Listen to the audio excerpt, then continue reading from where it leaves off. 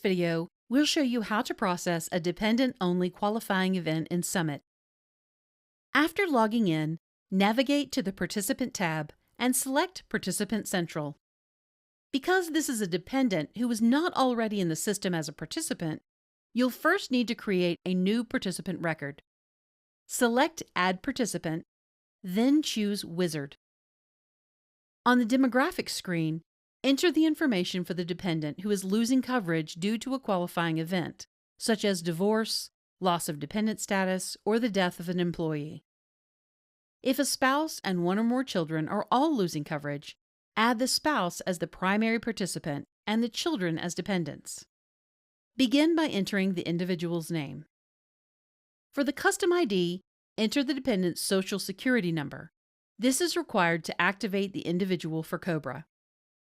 Next, under Employment Status, change the status to Non-Employee. This step is required for the qualifying event to process correctly. Enter the dependent's Social Security number in the Social Security number field. This should match the custom ID. If you have additional information, such as an email address or phone number, you may enter it now, but these fields are optional. On the Mailing Address screen, enter the dependent's mailing address. If the home address is the same as the mailing address, simply select the Use as Same for Home Address to copy the information. If the addresses are different, enter each address separately. Under Eligibility Data, enter the dependent's date of birth. Because this individual is a non-employee, a hire date is not required, and the remaining fields on the screen are optional. On the Supplemental Data screen, you may enter additional information such as gender and preferred language. If you select Spanish as the preferred language, future COBRA notices and letters will be generated in Spanish. Next, move to the Dependents section. If the qualifying event includes multiple dependents, for example, a spouse and one or more children, or multiple children, you may add those dependents here. Enter each child's information. The last name will automatically default to match the primary participant's last name. If you have the children's Social Security numbers, you can enter them at this time.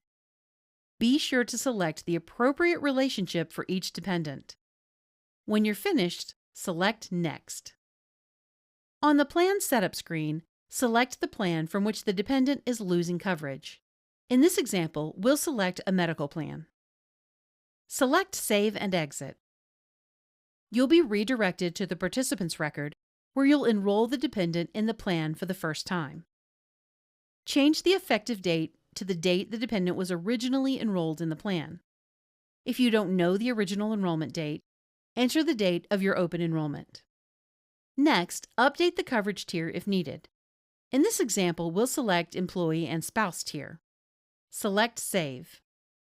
Now search for the participant record you just created. Open the participant's record and select the Plans tab to verify that the plan has been added.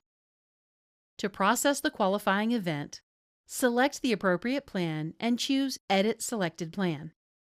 Change the qualifying event to the appropriate option. In this example, we'll select Divorce. Enter the event date, leave the remaining settings as they are, and select Save. The qualifying event is now complete. The spouse and any eligible dependents will receive their own COBRA offer under their new participant record. They can log into their account independently to elect coverage and make COBRA premium payments separately from the employee's account.